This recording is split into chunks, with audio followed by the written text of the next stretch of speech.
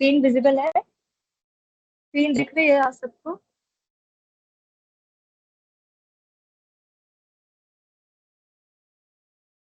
अ, नीरज, हमने कल पढ़ा था, थोड़ा शॉर्ट में बताऊं तो हमने कल पढ़ा था कि कैसे सॉइल की टेस्टिंग, जैसे हमारी लैब रिपोर्ट जरूरी होती है, हमारा मेडिकल चेकअप जरूरी होता है, वैसे सॉइल का रिपोर्ट लेना भी जरूरी है टाइम टू टाइम। और वो हमारा क्रॉप मैनेजमेंट में कैसे हेल्प करेगी, अगर हमारा सॉइल का हेल्थ डाटा होगा कि कौन सी सॉइल, कौन से एरिया की सॉइल कैसी है, हमारी मिट्टी कितना मजबूत है, कितना पानी होल्ड कर रहा है, तो हम उस हिसाब से उसमें बीज डालने का सोचेंगे, या किस तरह कौन सी फसल कौन सी मिट्टी पे उगानी है, कौन से एरिया में उगाना है, उसके बारे में हम उसके हिसाब से डिसाइड करते हैं। तो थोड़ा शॉर्ट में तो यही है कि कल हमने सॉइल के बारे में पढ़ा था कि कैसे अ, उसके टेस्टिंग वगैरह करके, सेंसर्स वगैरह करके हम डिसाइड करते हैं। हेलो, अब क्लियर है क्या आवाज?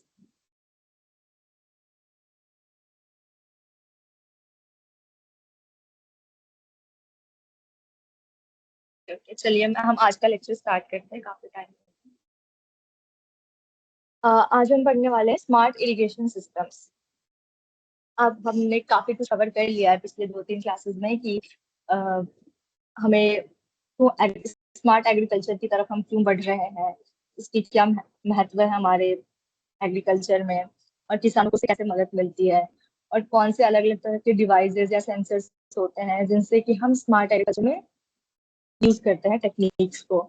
फिर हमने सॉइल के बारे में भी पढ़ा कि सॉइल की टेस्टिंग भी क्यों जरूरी है, सॉइल कैसा होना चाहिए, आइडियल सॉइल क्या है जिसपे फसल उगेगी, और उसको कैसे बेहतर बनाया जा सकता है। फर्टिलाइजर्स के यूजेस के बारे में पढ़ा। फिर अब हम पढ़ रहे हैं smart irrigation system, modern water management techniques in agriculture, कि कैसे हम कम पानी डाल के भी अच्छी फसल उगा सकते हैं अगर हम सही तरीके से पानी डालें तो।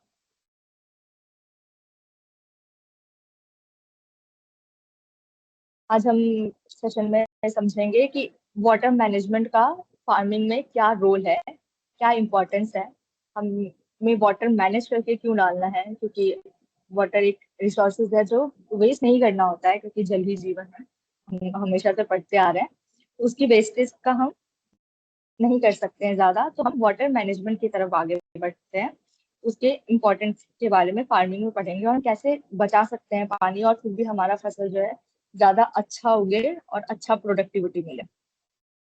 हम drip irrigation system, sprinkler irrigation system और इन सब सिस्टम्स के बारे में पढ़ेंगे, जो मैं आपको पहले 2 क्लास में भी बता चुकी हूँ। ड्रिप इरिगेशन सिस्टम और स्प्रिंकलर इरिगेशन सिस्टम टेक्निक्स होती हैं जो वाटर मैनेजमेंट में मदद करती हैं, सॉइल को मॉइस्चर रखती हैं। और टेक्निक्स, वाटर कंजर्वेशन टेक्निक्स के बारे में पढ़ेंगे। देन हम ऑटोमेटेड इरिगेशन सिस्टम के रोल्स को आइडेंटिफाई करेंगे। ये 5 चीजें हम आज के लेक्चर में समझेंगे। Let's start with introduction to irrigation. अब इरिगेशन को समझते हैं। पौधों में पानी डालना, आसान भाषा में बोलूं तो पौधों में पानी डालना इरिगेशन, ठीक है। हम जो खेतों में पानी डालते हैं, पानी पटाते हैं, उसे इरिगेशन कहते हैं। Irrigation is the process of supplying water to crops for proper growth and protection. अगर हम अच्छे तरीके से सॉइल में इरिगेशन करेंगे, सप्लाई देंगे पानी का जड़ों तक, पौधों के जड़ों तक, हमारे अनाज की जड़ों तक, तो हमारा क्रॉप जो है वो अच्छे से ग्रो होगा और अच्छा प्रोडक्शन होगा। फार्मर्स इरिगेशन का कब यूज करते हैं? देखो, अगर बारिश नहीं हुई टाइम टू टाइम, बहुत तेज गर्मी पड़ रही है, जब किसान को चाहिए कि उसको बीज बोने के बाद अब पानी डालने की जरूरत है, बट तब अगर बारिश हो रही है तो उसको नहीं डालना पड़ेगा। लेकिन अगर बारिश नहीं हो रही है, कम मात्रा में हो रही है, पानी की कमी लग रही है, तो फार्मर्स इरिगेशन करते हैं। पौधों को हमें रेगुलर पानी देने की जरूरत होती है, तो फार्मर्स इरिगेशन करते हैं। सॉइल का मॉइस्चर कम हो जाएगा, सूखा पड़ रहा है, या मिट्टी बहुत कमजोर लग रही है, तो हम मॉइस्चर देने के लिए इरिगेशन करते हैं। अब पानी से पौधे को क्या क्या लाभ मिलता है? तो क्रॉप की ग्रोथ को सपोर्ट करता है, प्रोडक्टिविटी को इम्प्रूव करता है, सॉइल मॉइस्चर को मेंटेन करता है, और क्रॉप फेलियर के रिस्क को कम करता है। मतलब कि पहले तो ग्रोथ भी अच्छी होगी, और ज्यादा मात्रा में ग्रोथ होगी। सॉइल का जो मॉइस्चर है, जो सबसे इम्पोर्टेंट होता है कि सॉइल रूट से बंध ही रहे, प्लांट की जड़ों से मॉइस्चर सबसे ज्यादा जरूरी होता है, तो वो रहे। क्रॉप का खराब ना हो, कभी कभी पानी की कमी की वजह से पौधे नहीं उग पाते, खराब हो जाते हैं, तो उन सब कमियों को पूरा करता है। आगे है स्मार्ट इरिगेशन की नीड क्या है। Traditional irrigation methods often waste large amount of water. तो मैंने जैसे बताया आप लोगों को कि स्मार्ट, हम लोग ट्रेडिशनल इरिगेशन में जाते हैं तो हम अपने मन के अनुसार या हम किसी से राय लेते हैं कि इस पौधे में हम कितना पानी डाल दें, हमने इस खेती कर रखी है, वो लोग अपने अनुभव के हिसाब से हमें बताते हैं कि हम इतना पानी डालते थे, आप भी इतना डाल लो। लेकिन हमारी सॉइल कैसी है नहीं है उसके बारे में हमें पता करना होगा, उसके लिए सॉइल टेस्टिंग के बारे में मैंने आपको कल बताया था। तो उसके थ्रू आप अपने सॉइल का आइडिया लगाओगे पहले कैसा है। अब आप अंदाजे से या किसी और के अनुभव के हिसाब से अपने पौधों में पानी डालोगे तो उससे पानी बर्बाद भी हो सकता है उतने पानी की जरूरत ही नहीं कभी आपके पौधों को, हम पानी डाले जा रहे हैं और पानी बर्बाद हो रहा है। और पानी बचाना सबसे इम्पोर्टेंट है अभी इस टाइम में भी।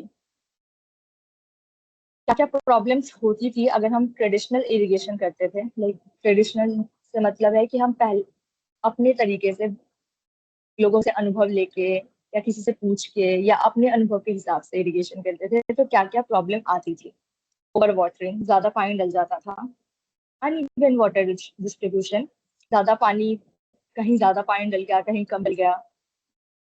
वाटर लॉस थ्रू इवेपोरेशन, और इवेपोरेशन हम पानी पटा के आ जाते हैं, ठीक है, पानी भर गया हमने खेत में पूरे, लेकिन वो सारा पानी जड़ों तक नहीं जा रहा है ना, कुछ तो धूप की वजह से इवेपोरेट भी हो जा रहा है। इवेपोरेशन का मतलब होता है भाप बनना। तो वो भाप बन के, धूप की वजह से भाप बन के पानी जो है थोड़ा थोड़ा से हवा के फॉर्म में चली जाती है। तो इससे फार्मिंग का खर्चा भी बढ़ता है क्योंकि आप ज्यादा पानी डाल रहे हो, पानी का भी कॉस्ट करेगा, पानी डालने के लिए आप इलेक्ट्रिसिटी का यूज करोगे उसका भी कॉस्ट करेगा। Smart irrigation system helps use water efficiently and reduce wastage. Smart irrigation से क्या फायदा होता है, वाटर की एफिशिएंसी से एफिशिएंटली यूज कर सकते हैं हम वाटर को, और वेस्टेज भी कम होता है, पानी बर्बाद भी नहीं होता। Smart irrigation saves water and improves crop health. दो दो काम एक साथ हो रहा है, पानी भी बच रहा है और हेल्थ भी इम्प्रूव हो रही है। इसके बाद हमारे पास है what is smart irrigation. Smart irrigation एक टेक्नोलॉजी का इस्तेमाल करती है जिसमें ऑटोमेटेड सिस्टम प्रोवाइड करते हैं वाटर ओनली जब प्लांट को नीड होती है। हम ट्रेडिशनल मेथड में क्या करते हैं, हम अपने अनुभव के साथ अपने समय के हिसाब से, हमें लगता है एक बार सुबह पानी डाल देते, एक बार रात में पानी डाल देते हैं, हो सकता है तब पौधे की जरूरत ही नहीं थी पानी डालने की। स्मार्ट इरिगेशन क्या है, टेक्नोलॉजी का यूज करता है और ऑटोमेटिक सिस्टम्स का।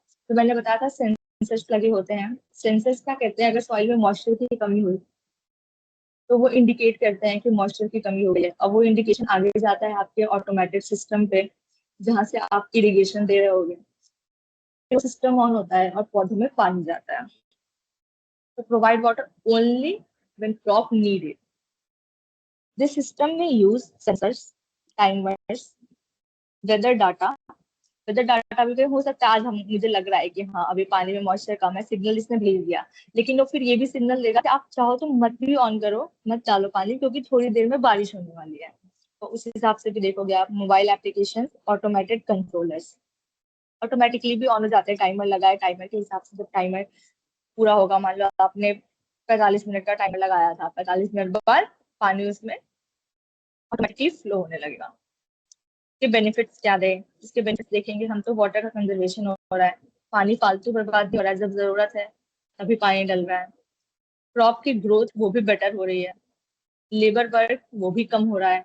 ऐसे पानी डालने के लिए काफी लोग लगते हैं, वो लोग पानी पूरे खेत में पानी डालेंगे, बहुत बड़ा खेत है मान लो तो किसी का, तो बहुत सारे लोग लगेंगे पानी डालने के लिए। लेकिन एक ही बार अगर मान लो आपने स्मार्ट टेक्नोलॉजी का यूज करके पूरी बिछा दी कि इरिगेशन होता रहे, तो आपको बस घर बैठे बैठे ऑन करना है, इरिगेशन खुद हो जाएगा, आपको लेबर वर्क की जरूरत नहीं है। अब लेबर वर्क कम होगा तो आपको लेबर को जो चार्जेस देने हैं वो कम हो जाएंगे, तो कॉस्ट भी बचेगा आपका थोड़ा, लेबर चार्जेस पे जो कॉस्ट लगेंगे। तो अब हम टाइप्स पढ़ते हैं, कुछ अलग अलग तरीके कैसे इरिगेशन सिस्टम्स इंप्रूव हुए हैं और हमारे पास क्या क्या टेक्निक्स है। Drip irrigation system. Drip irrigation supplies water slowly and directly to plant roots. मैं आप लोगों को एक स्केच सा बना के दिखाती हूँ कि ड्रिप इरिगेशन सिस्टम जो है वो किस टाइप का रहता है। तो ड्रिप इरिगेशन सिस्टम में ये खेत है आपका,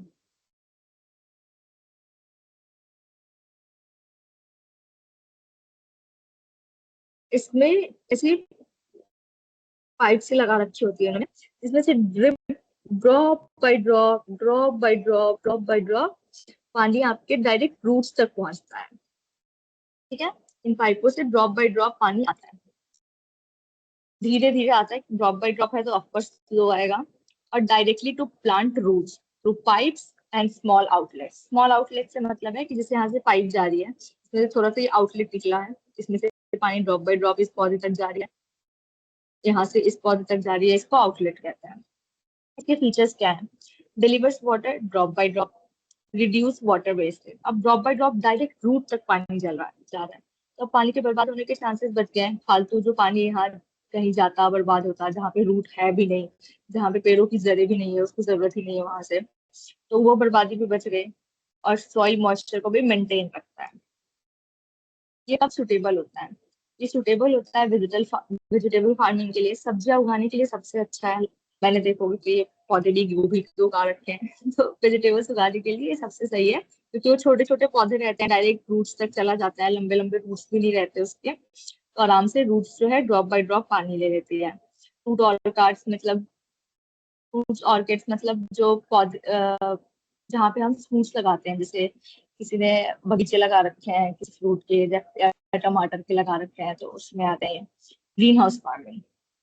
ग्रीन हाउस फार्मिंग मैंने आपको बताया था कि एक हाउस का होता है जिसमें वो लोग यूवी की शीट लगाते हैं, और अंदर पूरा वो लोग टेम्परेचर, ह्यूमिडिटी, क्लाइमेट सब मेंटेन करके रखते हैं, और कीड़े मकोड़े भी नहीं लगते पौधों में, तो बीमारी भी नहीं होती पौधों को।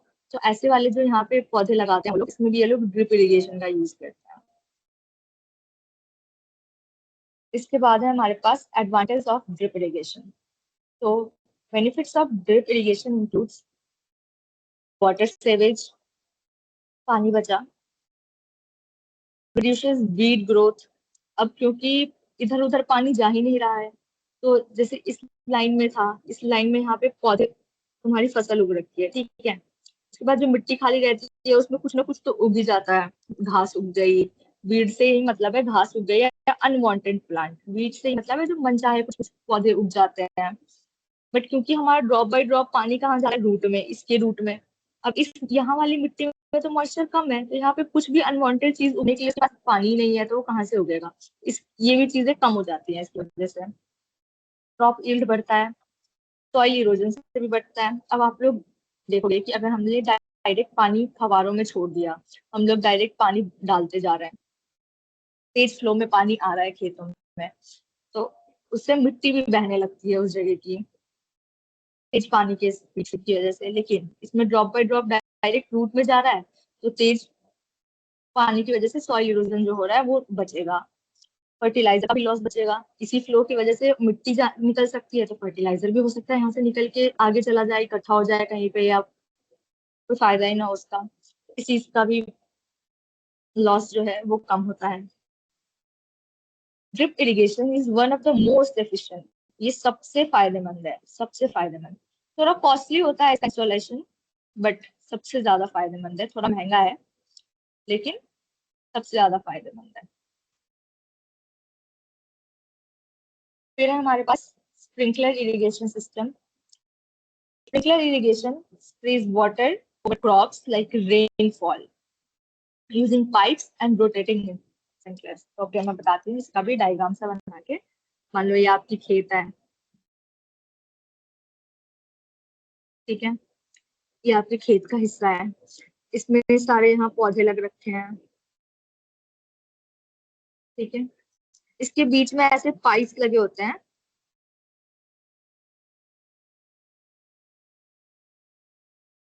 और इनमें से पानी का स्प्रिंकल, झरना जैसे पानी जो है पौधों पे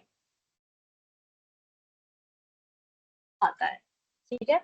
झरने की तरह रेनफॉल की तरह पानी जो है पौधों पे ऊपर से आता है, ठीक है। स्प्रे होता है पानी। इसमें यहाँ पे देखो पाइप्स का यूज हुआ है, यूजिंग पाइप्स, एंड ये स्प्रिंकलर जो है वो रोटेट भी होते हैं चारों तरफ, बिल्कुल फवारे जो है उनके झरने का वो चारों तरफ घूमता रहता है। अब इसके फीचर्स क्या है। अब ड्रिप इरिगेशन है तो देखो, ड्रिप इरिगेशन है वो छोटा छोटा पूरा पाइपिंग पूरे फील्ड में करनी पड़ेगी। मान लो बहुत बड़े बड़े फील्ड है, किसी बहुत बड़ी खेत है, तो उसमें ड्रिप इरिगेशन करना बहुत ज्यादा महंगा भी हो जाएगा। और ये तो छोटे पौधों के लिए हो गया। बड़े पौधों क्या, वो बड़े पौधे क्या करें जिनको अगर बहुत ज्यादा गर्मी है तो हमें पौधों के ऊपर भी थोड़ा पानी देना पड़ता है, उनके पत्तों पे भी पानी देना पड़ता है। तो ऐसे के लिए हमारे पास है स्प्रिंकलर। तो ऐसे लार्ज फार्मिंग एरियाज और बड़े बड़े पौधों के लिए हम लोग स्प्रिंकलर सिस्टम यूज करते हैं। प्रोवाइड्स इवन वाटर डिस्ट्रीब्यूशन, ये भी बराबरी से पूरे खेत में इवन वाटर स्प्रेड करता है। Suitable for many crop types, जैसे वो जो ड्रिप इरिगेशन था वो तो छोटे छोटे पौधों के लिए या फलों के बगीचों के लिए था, लेकिन ये बहुत सारे अलग अलग क्रॉप के लिए, फसल के लिए, अनाज के लिए, सबके लिए सुटेबल है। कॉमन यूजेस में आ गया lawns and gardens, field crops, vegetable farms. इसके बाद हमारे पास advantages of sprinkler system. Benefits of sprinkler irrigation है इजी इंस्टॉलेशन। जैसे ड्रिप इरिगेशन जो था वो, क्योंकि बहुत छोटी छोटी पाइप्स पूरे खेत में बिछानी पड़ेगी जिसमें बहुत ज्यादा कॉस्टली भी है और टाइम भी लगता है। लेकिन स्प्रिंकलर इज इजी क्योंकि बहुत सारा एरिया वो एक स्प्रिंकलर में कवर हो जाता है, तो इजी इंस्टॉलेशन है। यूनिफॉर्म वाटरिंग है, अनइवन लैंड के लिए भी सुटेबल है, और सेव लेबर टाइम। वो तो ड्रिप इरिगेशन भी कर रहा था और ये भी कर रहा था, ये भी करेगा, क्योंकि ऑब्वियसली मैंने पीछे भी समझाया कि अगर हमें बहुत सारे लोग लगते हैं पानी डालने के लिए वगैरह वगैरह, लेकिन अगर हमारे पास स्प्रिंकलर सिस्टम, ड्रिप सिस्टम है तो इवनली पूरे खेत में पानी जा रहा है जब जब हमें जरूरत है, तो लेबर टाइम बच गया। ये भी सॉइल इरोजन को रिड्यूस कर रहा है क्योंकि इसमें बारिश की तरह, झरने की तरह पानी जा रहा है खेतों में, तो ये ऊपर से जा रहा है। अब ये भी नहीं है कि मिट्टी को एकदम बहाते हुए चला जाएगा, पानी हम ऐसे खेतों में खुला नहीं छोड़ रहे हैं, तो इसमें भी सॉइल इरोजन नहीं होगा, फर्टिलाइजर नहीं जाएगा। अब हम दोनों के बीच का डिफरेंस देखते हैं, drip irrigation and sprinkler irrigation का। Drip irrigation water supplied directly to root, इस चीज पे फोकस करेगा कि सीधा रूट तक पानी जा रहा है। लेकिन स्प्रिंकलर सिस्टम में स्प्रेड ओवर क्रॉप्स, क्रॉप्स के ऊपर स्प्रेड होता है। Very low water wastage, moderate water uses. इसमें सबसे कम, क्योंकि बूंद बाई बूंद रूट तक जा रहा है, तो इसमें कितना ही पानी बर्बाद होगा। इसमें थोड़ा बहुत अच्छे लेवल तक यूज होता है, बर्बाद नहीं होता है, लेकिन इसमें बेस्ट फॉर रॉ क्रॉप्स, और ये बेस्ट है बड़ी बड़ी फील्ड्स के लिए। स्लो वाटर डिलीवरी, और ये फास्टर एरिया कवर करता है, ठीक है। अब ये कौन से क्रॉप्स के लिए है ज्यादा, तो वेजिटेबल्स के लिए, फलों के बगीचों के लिए, और ग्रीन हाउस क्रॉप्स के लिए, ठीक है। ये ज्यादा फील्ड वर्क के लिए था, गार्डन्स के लिए था, और वेजिटेबल के पूरे जो फार्म होते हैं उसके लिए था। Both system improves water management compare to traditional irrigation. हाँ, इन दोनों में कंपैरेटिवली अलग अलग होंगे, अलग अलग फैसिलिटी दे रही है, अलग अलग टेक्निक, लेकिन ट्रेडिशनल इरिगेशन से ये दोनों ही सिस्टम बहुत ही ज्यादा फायदेमंद है, बहुत ही ज्यादा अच्छे से वाटर का मैनेजमेंट करते हैं और वेस्टेज को बचाते हैं, लेबर वर्क को बचाते हैं, और काम को आसान करते हैं। Water conservation in agriculture. अब ये वाटर कंजर्वेशन जरूरी क्यों है एग्रीकल्चर में, हमें क्यों जरूरत है कि हम पानी को बचाएं। एग्रीकल्चर सबसे इम्पोर्टेंटली किसी चीज पे निर्भर करता है तो वो है पानी, ठीक है। अब पानी पे ही निर्भर करता है तो उसको तो हमें बचा के यूज करना पड़ेगा ना। हम ऐसे तो नहीं, अब हमें भी पता है कितना पॉल्यूशन है, कितनी चीजें हैं, उसकी वजह से पानी हमारा वेस्ट होता है। तो हमें ऐसे सिस्टम्स और ऐसे टेक्निक्स के पे डिपेंड करना पड़ेगा जिससे ये सब चीजें ना हो। मेथड्स में क्या क्या इंक्लूडेड है, smart irrigation systems, rainfall harvesting, soil moisture monitoring, mulching, avoiding over irrigation. एक सेकेंड।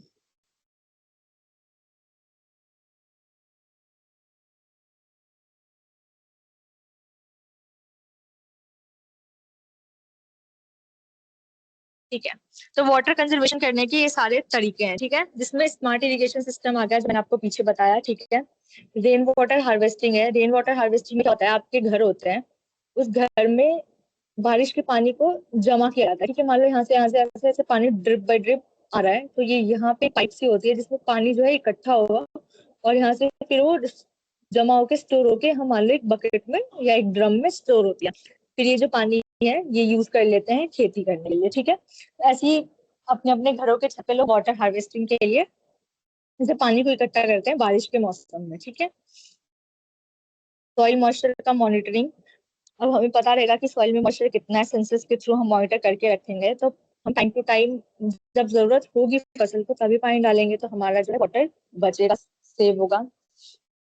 उसके बाद है ओवर इरिगेशन। ओवर इरिगेशन को भी हम अगर ज्यादा पानी डालते हैं खेतों में तो उससे फसल भी खराब होती है और पानी भी वेस्ट होता है। तो ओवर इरिगेशन भी अवॉइड करेंगे तो वाटर बचेगा। मल्चिंग। मल्चिंग का मतलब क्या है?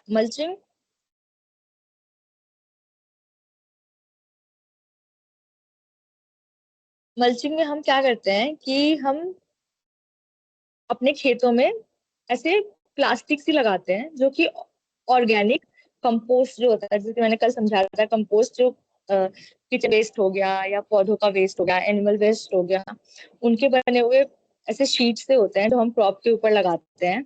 या इनऑर्गेनिक प्लास्टिक का भी होता है, केमिकल मेड भी होता है। ये मॉइस्चर को रिटेन करके रखता है। अब देखो जैसे मान लो एक पौधा है, उसमें हमने पहले पानी डाला, अब उसके ऊपर उसको हमने प्लास्टिक से कवर कर दिया। अगर हम पानी ऐसे ही छोड़ेंगे तो वो हीट से क्या है, इवापोरेट होकर ऊपर चली जाएगी भाप बन के, ठीक है, गर्मी की वजह से। अगर हमने ऊपर से ये प्लास्टिक से इनऑर्गेनिक मतलब नेचुरल या सिंथेटिक यूज करके हमने अगर उसको ढका है, तो मॉइस्चर जो है उसके अंदर जमा होता रहेगा, वो इवापोरेट नहीं होगा। तो मल्चिंग का भी यूज करते हैं हम। इसका इंपॉर्टेंस क्या है? Protects water resources, support sustainable farming, reduces farming cost.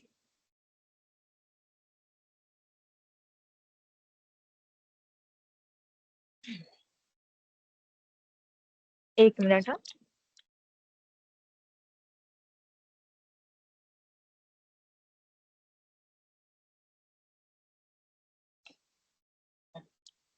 Automatic irrigation system. Automated irrigation system operates automatically using sensors and controllers.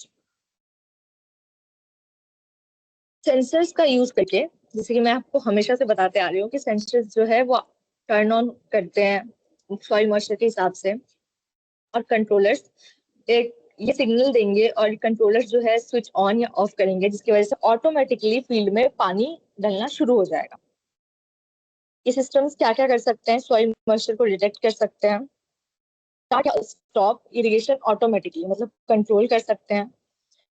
Human effort कम हो गया, अब जाके उसको देखना नहीं है खेत में कि कैसा है पानी, हमारे मिट्टी कैसी हो रही है, उसमें पानी तो नहीं कम हो रहा, ठीक है। अपने आप ही ये काम हो जा रहा है, जरूरी में आपको खेत में जाके बैठना भी नहीं पड़ेगा, देखना भी नहीं पड़ेगा, घर बैठे बैठे हो गया। इरिगेशन का टाइमिंग भी इम्प्रूव हो गया इससे। A system turns on irrigation only when soil becomes dry. इससे वाटर भी कंजर्व हो रहा है। ऐसा नहीं है हर टाइम वो ऑन ही रह रही है, जब मिट्टी को एकदम जरूरत है तब वो ऑन होती है। फिर हमारे पास है role of sensors in irrigation. Sensors help monitor soil and environmental conditions. Sensors मैंने आपको दूसरी क्लास में भी बताया था, सेकेंड डे पे, कि सेंसर्स कैसे सॉइल के मॉइस्चर को मॉनिटर करती है और इन्वायरमेंटल कंडीशंस को भी देखती है कि हाँ बारिश कैसा है, मौसम कैसा है, धूप कितनी है। Common sensors used: soil moisture sensors, temperature sensors and rain sensors. Soil moisture sensor soil के मॉइस्चर को डिटेक्ट करेगी। टेम्परेचर सेंसर्स टेम्परेचर को, कि कितनी गर्मी है, ठंडी है, मौसम कैसा है। रेन सेंसर्स बारिश के लिए डिटेक्ट करते हैं कि बारिश कब आएगी, आज आएगी या नहीं आएगी, इन सब चीजों के लिए रेन सेंसर्स। इसके बेनिफिट्स क्या है? Accurate watering. अब हमें सॉइल का मॉइस्चर लेवल पता होगा, टेम्परेचर कैसा है, मान लो बहुत तेज गर्मी पड़ रही है, हमारा सॉइल जो है बिल्कुल ड्राई हो चुका है और बारिश जो है उसका कोई चांस नहीं दिख रहा है। तीनों सेंसर लगा रखे थे हमने, ये तीनों डाटा हमें मिल गया, तो हम उस हिसाब से एक्यूरेट वाटर डालेंगे। हम बहुत ज्यादा वाटर डालेंगे प्लांट में क्योंकि गर्मी भी बहुत है, बारिश होने की भी चांसेस नहीं है, और सॉइल का मॉइस्चर भी कम है, वाटर वेस्टेज भी कम हो सकता है बिल्कुल इसका ऑपोजिट कंडीशन हो, हम पानी डालने जाने वाले थे बट हमने देखा कि सॉइल मॉइस्चर सेंसर जो है वो हमें बता रहा है कि उसमें मॉइस्चर जो है कम नहीं है, नमी है थोड़ी सॉइल में, और सॉइल टेम्परेचर सेंसर बता रहा है कि हल्की ठंडक है, उमस है, हो सकता है कि रेन सेंसर बताए फिर कि बारिश हो सकती है। तो अब हम जहाँ बहुत सारा पानी डालने जा रहे थे खेत में, अब हमें पता है कि हमें ज्यादा पानी डालने की जरूरत नहीं है, तो अब वाटर वेस्टेज को भी बताएंगे। बेटर क्रॉप मैनेजमेंट, इससे ज्यादा अच्छी क्रॉप निकल के आएगी हमें क्योंकि हमें सारी डाटा अच्छे से मिल रही है।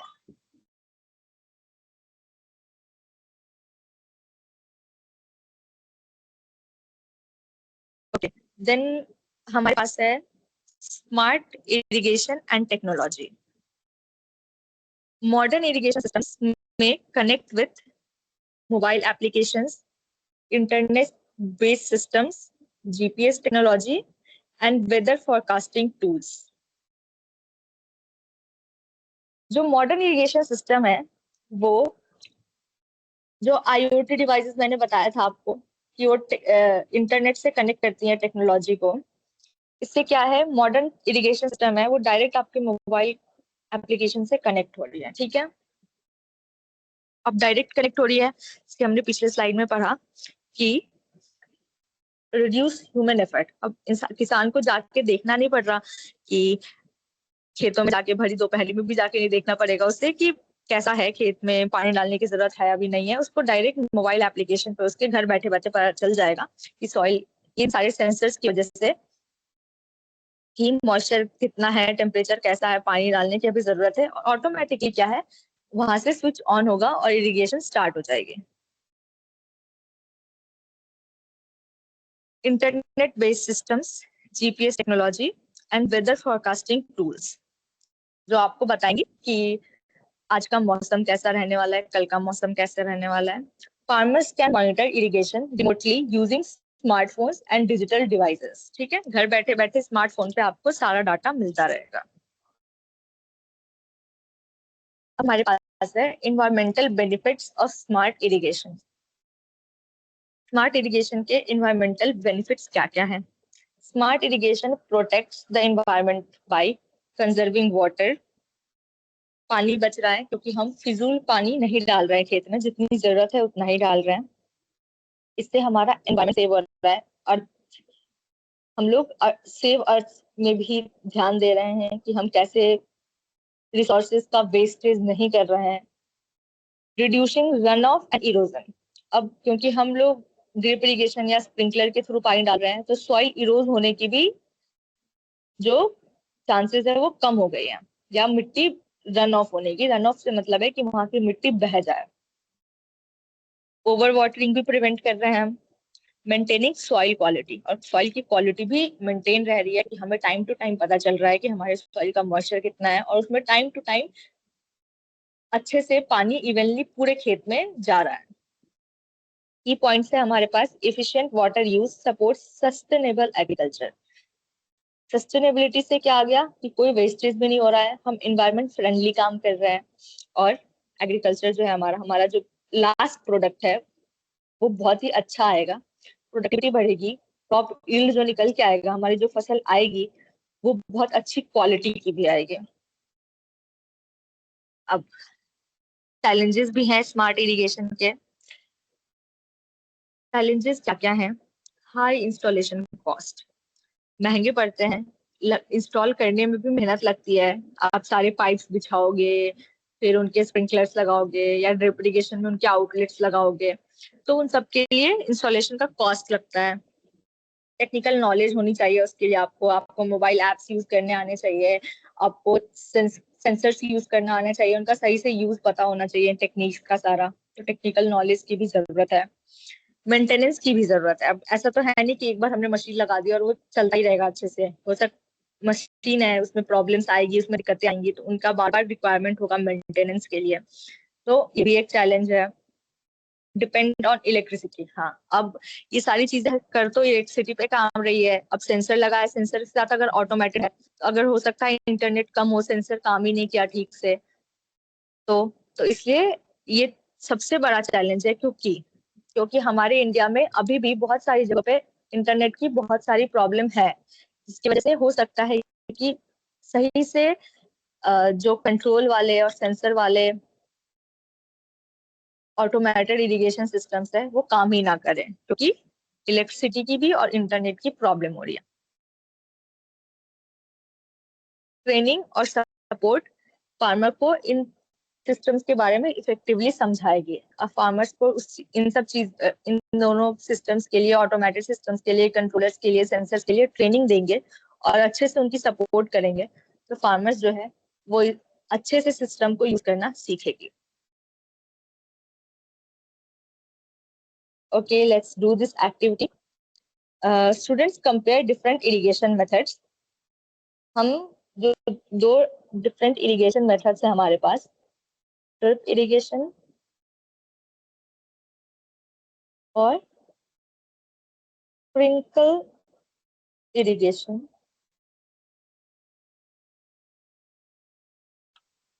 इन दोनों के बारे में हम देखेंगे ये सारे points. Water uses, cost, efficiency, suitable crop क्या क्या है उनके लिए, और एडवांटेजेस एंड डिसएडवांटेजेस। ठीक है, अब आप लोग मुझे बताओ कि जो ड्रिप इरिगेशन है वो ज्यादा वाटर लॉस करता है या जो स्प्रिंकलर सिस्टम है उसमें ज्यादा वाटर लगता है? मतलब पानी ज्यादा किस में यूज होता है, ड्रिप वाले इरिगेशन सिस्टम में या स्प्रिंकलर इरिगेशन सिस्टम में?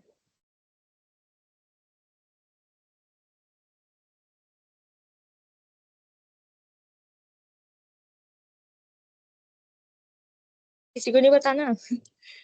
ड्रिप इरिगेशन सिस्टम या स्प्रिंकलर? स्प्रिंकलर में ज्यादा पानी यूज होता है, सही बताया। किसने बताया? मोहम्मद निसार। स्प्रिंकलर में ज्यादा पानी यूज होता है। अब ज्यादा कॉस्ट, मतलब उसको लगाने का, उसका इंस्टॉलिंग करने का खर्चा ज्यादा किस में आता है, ड्रिप इरिगेशन में या स्प्रिंकलर इरिगेशन में?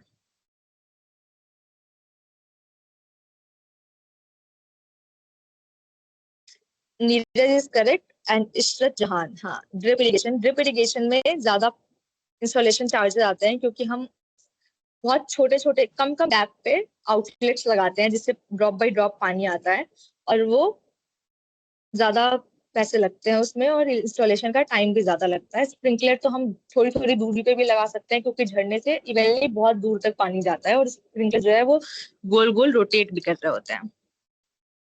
अब एफिशिएंसी बताओ कि कौन ज्यादा फायदेमंद है पौधे के लिए, हमारी फसल के लिए ज्यादा अच्छा कौन है, ड्रिप इरिगेशन या स्प्रिंकलर इरिगेशन?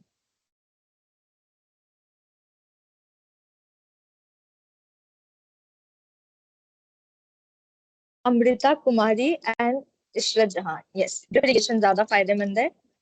मोहब्बत इनकलाब छोटू, यस यस, ड्रिप इरिगेशन जो है वो ज्यादा फायदेमंद है। और स्प्रिंकलर भी खराब नहीं है, बट हाँ ड्रिप के कंपैरिजन में वो थोड़ा कम है। अब मैंने बताया कौन कौन से क्रॉप उगते हैं, तो अब मुझे ये बताओ कि ड्रिप इरिगेशन कौन कौन से फसलों में इंस्टॉल किया जाता है?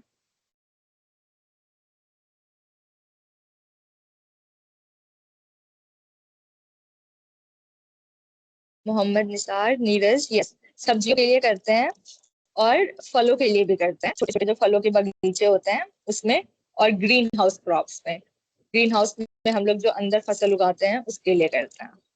Very good, very good. अधिका, Amrita, very good.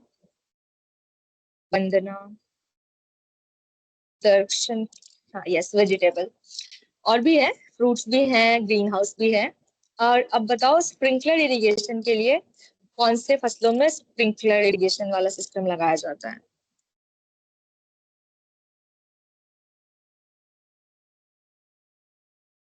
Sprinkler irrigation हम ज्यादा कौन से पौधों, कौन सी फसल के लिए लगाते हैं? Tea garden, good good. Noor Afsan and Nisar, yes, tea garden अच्छा एग्जाम्पल है।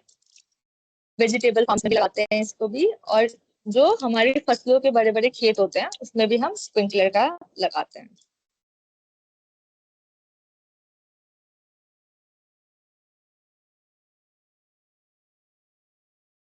देन हम पढ़ेंगे एडवांटेजेस क्या क्या है, ठीक है। ड्रिप इरिगेशन के क्या क्या एडवांटेजेस है? पानी बचाता है, ठीक है।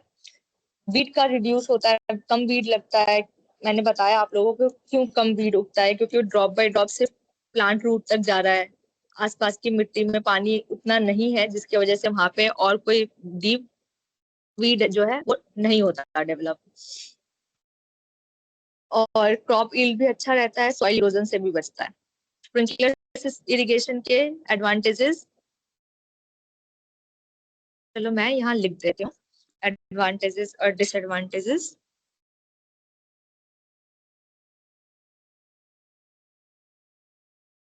ड्रिप इरिगेशन के एडवांटेजेस में आता है saves water, reduces weeds, crop yield improve, prevent soil erosion.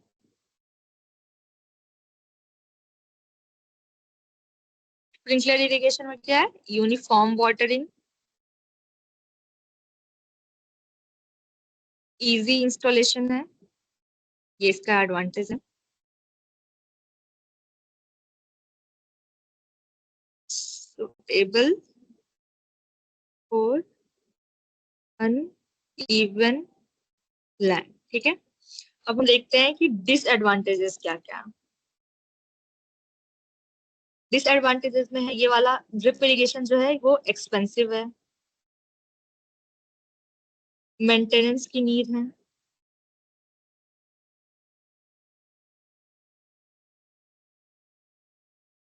और टेक्निकल सपोर्ट की भी जरूरत है। स्प्रिंकलर इरिगेशन के डिसएडवांटेजेस क्या क्या है? वाटर लॉस थ्रू इवेपोरेशन, भाप बन के पानी वेस्ट होगा, वाटर लॉस होगा। लेकिन ड्रिप इरिगेशन में ऐसा नहीं होता है, क्योंकि वो सीधा रूट तक जाती है, तो धूप तक पहुंचती नहीं है, तो इवेपोरेशन नहीं होता। और less efficient then drip irrigation, ठीक है। ये इसके डिसएडवांटेजेस हैं। आगे बढ़ते हैं।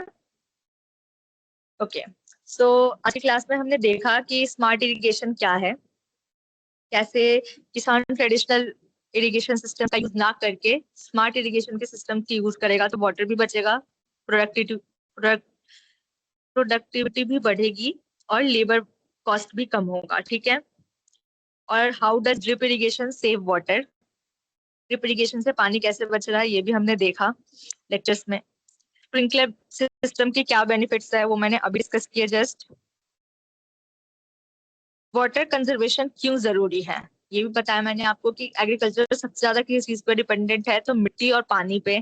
पानी ही हम कंजर्व नहीं करेंगे, बचाकर नहीं चलेंगे, तो हम बाद में पानी की कमी की वजह से हमारा फसल उगेगा ही नहीं। How do sensors help irrigation systems, sensor जो है वो इरिगेशन सिस्टम्स में कैसे हेल्प करते हैं, ये भी हमने देखा कि कैसे सेंसर जो है मॉइस्चर का, टेम्परेचर का और रेनफॉल के बारे में सेंस करके हमें डाटा देता है, जिसके हिसाब से हम अपना इरिगेशन सिस्टम टर्न ऑन या टर्न ऑफ कर सकते हैं। Assignment, list benefits of smart agriculture. इसमें आपको फायदे बताने हैं स्मार्ट एग्रीकल्चर के, with at least 5 benefits of smart agriculture, smart irrigation system, ठीक है। आपको 5 बेनिफिट बताने हैं स्मार्ट इरिगेशन सिस्टम्स के, ठीक है, जिसमें आपको हिंट दिया गया है कि लाइक क्या क्या आप इंक्लूड कर सकते हो 5 बेनिफिट में। वाटर कंजर्वेशन के बारे में कर सकते हो, क्रॉप ग्रोथ के बारे में इंक्लूड कर सकते हो, कैसे लेबर वर्क कम हो रहा है इसके बारे में कर सकते हो, बेटर इरिगेशन कंट्रोल इसके बारे में कर सकते हो, ठीक है। 4 तो यहाँ पे हिंट दे ही दिया है, एक आप खुद सोचना। List benefits of smart irrigation, 5 benefits कम से कम लिख के लाने हैं। राइट नीटली इन नोटबुक और डिजिटल डॉक्यूमेंट, हाँ आप लोग नोट्स में भी डिजिटली भी लिख सकते हो, अगर आप लैपटॉप यूज कर रहे हो लैपटॉप पे भी टाइप कर सकते हो। बाकी कोशिश करिए कि नीटली आप नोटबुक में लिखोगे तो आपकी राइटिंग भी अच्छी होगी। लाइक आप एग्जाम्स में लिख के ज्यादा अच्छे से याद रहता है और आपको आइडिया भी लगेगा कैसे लिखना है। और बुलेट पॉइंट्स में, जैसे मैंने आपको पहली क्लास में बताया था असाइनमेंट में, कि टेबलर टेबुलर फॉर्म में लिख करोगे तो ज्यादा इफेक्टिव लगता है। अब जैसे यहाँ पे 5 बेनिफिट्स के बारे में लिखना है, तो आप लोग ऐसे स्टार्ट करोगे। पहले स्टार्ट करोगे कि स्मार्ट इरिगेशन क्या है, ठीक है। इससे आप स्टार्ट करना, 4-5 लाइन इसके बारे में लिखना।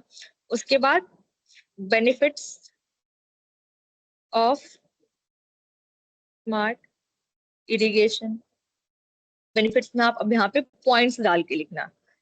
ऐसे पॉइंट्स डाल के पहला बेनिफिट लिख दिया आपने, फिर उसके बारे में थोड़ा सा एक्सप्लेन किया 3-4 लाइन, फिर दूसरा बेनिफिट लिखा, फिर आपने उसके बारे में 3-4 लाइन एक्सप्लेन किया। तो ऐसे लिखोगे तो एग्जामिनर को भी देख के अच्छा लगता है, ठीक है। तो ऐसे ही करना। बस यही था आज का क्लास। और अब तुम लोग बताओ, किसी को कोई डाउट है तो।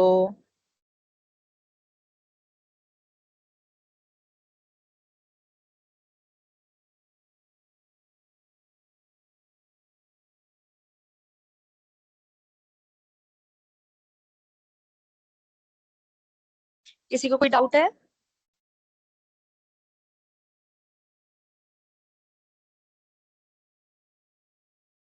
ओके ओके, समझ आ गया आज का जो भी था लेक्चर। और असाइनमेंट कैसे करना है ये भी समझ गए?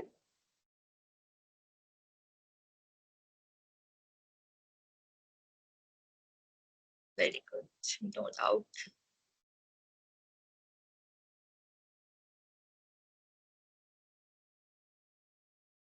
असाइनमेंट आपको 11th डे पे बता दूंगी कि कहाँ सबमिट करना है, कैसे करना है। तब तक आप लोग करो रोज का रोज असाइनमेंट। 11th डे पे आपसे डिस्कस कर लिया जाएगा सबमिशन के लेके। Thank you Rahul.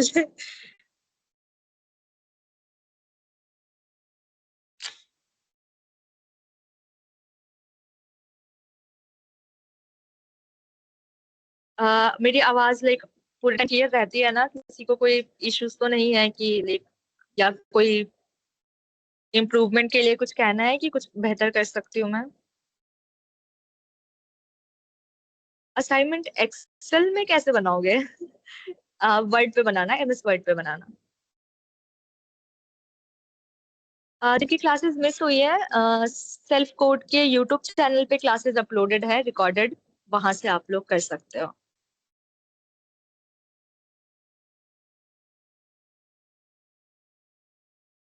असाइनमेंट आप लोग नोटबुक पे बनाइए, लिख के जो जो रोज के असाइनमेंट्स हैं उसको करिए।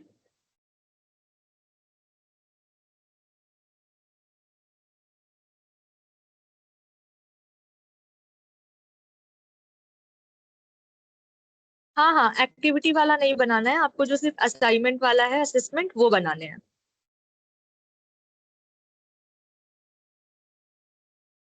पीडीएफ फॉर्म में भी हो जाएगा। और बाकी मैं 11th डे पे आपको एग्जैक्टली बता दूंगी कि किस फॉर्म में सबमिशन हो सकता है।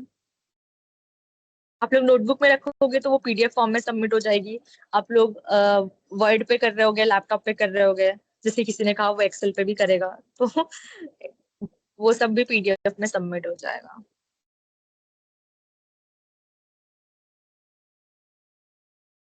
आपको पिछले दिनों के असाइनमेंट चाहिए ना? देखो, यूट्यूब पे रिकॉर्डेड लेक्चर्स है, आप या तो वहां से ले लो, या 11th डे पहले दिन तो आपको why smart agriculture is important वो लिखना था। वाई स्मार्ट, पहले दिन का लिख लो, why smart agriculture is important. 150 words में लिखना है, 150 शब्दों में आपको एक्सप्लेन करना था why smart agriculture is important.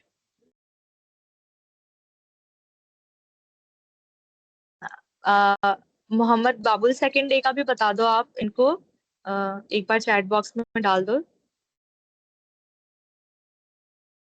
हाँ आयुष, आप आपकी अटेंडेंस वगैरह सब हो गया, अब आप क्लास क्लोज कर सकते हो। ऑलमोस्ट डन है हम आज को लेकर। लोगों को डाउट है पिछले दिनों के असाइनमेंट के लिए, तो कोई एक प्लीज चैट बॉक्स में सारे असाइनमेंट डाल दो कि रोज पिछले दिनों के क्या थे।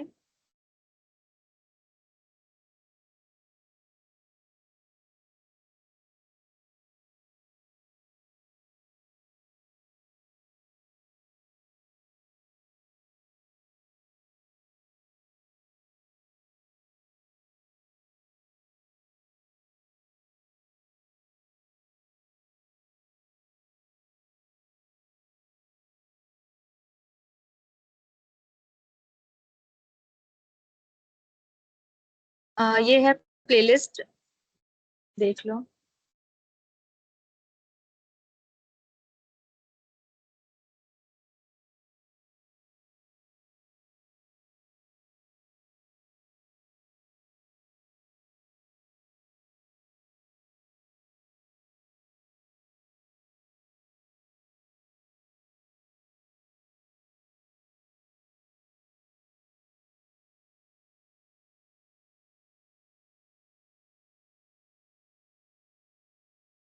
थैंक यू बाबू, तुमने भेज दिया असाइनमेंट्स। तो हो गया, आज की क्लास के लिए इतना ही था। आप लोग देख लो ये जो असाइनमेंट्स हैं, ये सब करते जाना आप लोग रोज के रोज।